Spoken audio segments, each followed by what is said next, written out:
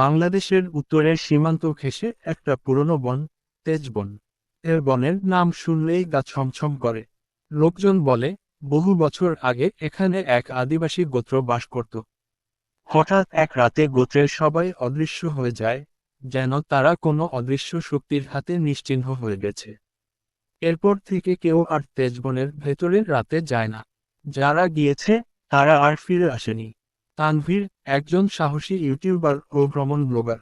তার চ্যানেল ভয়ের পথে ইতোমধ্যে বেশ জনপ্রিয়। তানভীর ঠিক করল, এই তেজবনের রহস্য সে ভেদ করবেই। একদিন দুপুরে সে গোপ্রো ক্যামেরা আর ড্রোন নিয়ে ঢুকে পড়ে তেজবনের গভীরে। শুরুতে সব শান্ত, শুধু বাতাসের শব্দ আর পাখিদের ডাক। কিন্তু একটু পরেই পরিবেশ বদলে যেতে থাকে। জিপিএস হঠাৎ বন্ধ হয়ে যায়, মোবাইলে সিগন্যাল নেই, এবং আশেপাশে এক অদ্ভুত নীরবতা নেমে আসে, যেন বনটা নিঃশ্বাস নিচ্ছে। হঠাৎ দূরে একটা ছায়ামূর্তি দৌড়ে যায় গাছের আড়াল দিয়ে। মানুষ নয়, কিন্তু মানুষের মতোই কিছু, খুব লম্বা, কালো ছায়া, চলার শব্দ নেই। তানভীর ভাবে কেউ হয়তো মজা করছে, কিন্তু তখনই পেছনে থেকে এক ফিসফিসে কণ্ঠস্বর ভেসে আসে। ফিরে যা, ফিরে যা। সে চমকে তাকায়, কিন্তু কেউ নেই। তানভীর হাঁটতে হাঁটতে পাথরের গায়ে খোদাই করা কিছু প্রতীক দেখে। মনে হয় আদিবাসী কোন ধর্মীয় চিহ্ন। সে ভিডিও করতে শুরু করে। এমন সময় সে দেখতে পায়, গাছের ডালে ঝুলছে কিছু। সেগুলো আসলে মানুষের মুখ।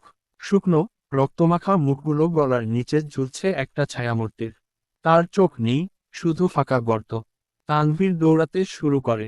গভীর বনের ভেতরে পড়ে যায় এক পুরনো ক্যাম্পে। জায়গাটা দেখে মনে হয় কেউ অনেক আগে এখানে এসেছিল। সেখানে একটা ছেঁড়া ডায়েরি পড়েছিল, যেখানে লেখা, সে রাতের মধ্যে বের হয়, গাছের মধ্যেই থাকে, আমাদের মধ্যে কেউ এখন আর মানুষ না। তানভীর তখনই লক্ষ্য করে, ক্যামেরায় সে যেদিকেই তাকায়, ছায়াটা একটু দূরেই দেখা যাচ্ছে, যেন অনুসরণ করছে। তানভীর বারবার দিক হারিয়ে ফেলে। বারবার সে একই গাছের নিচে এসে পড়ে, সেই গাছের গায়ে লেখা তার নিজের নাম, তানভীর। হঠাৎ ক্যামেরায় সে দেখে, তার পেছনে দাঁড়িয়ে আছে সে ছায়ামূর্তি। এবার তার গলায় নতুন একটি মুখ ঝুলছে, সেই মুখটি তানভীরের। সে চিৎকার দিয়ে দৌড়াতে যায়, কিন্তু ক্যামেরা ব্ল্যাক হয়ে যায়। পরদিন সকালে বন রেঞ্জাররা তানভীরের ব্যাগ আর ক্যামেরা খুঁজে পায় বন থেকে প্রায় 1 কিলোমিটার গভীরে। ক্যামেরার সব ভিডিও ফাইল ছিল দুর্নীতিগ্রস্ত। শুধু একটি অডিও ক্লিপ চলছিল, যেখানে এক ভয়াবহ ফিসফিসে কণ্ঠস্বর শোনা যাচ্ছিল।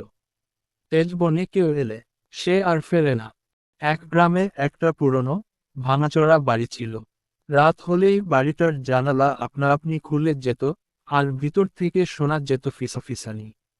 গ্রামের লোকেরা বলতো, ওই বাড়িটা অভিশপ্ত। কিন্তু কেউ জানতো না, ওখানে আসলে থাকে এক অদ্ভুত জুটি, এক বিড়াল আর এক ইঁদুর।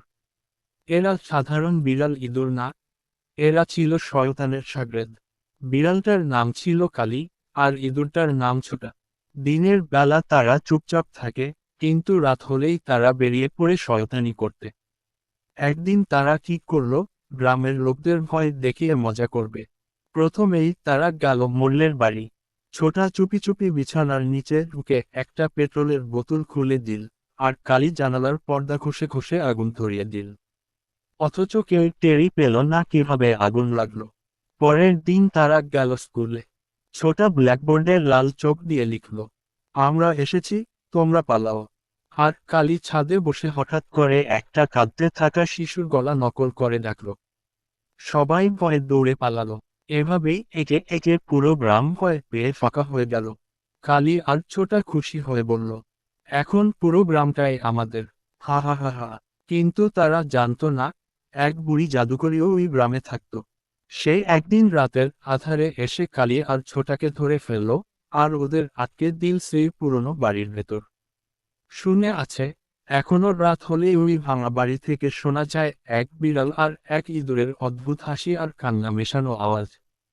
হি হি হি, মিউ, ছিক ছিক, আবার আসবো আমরা।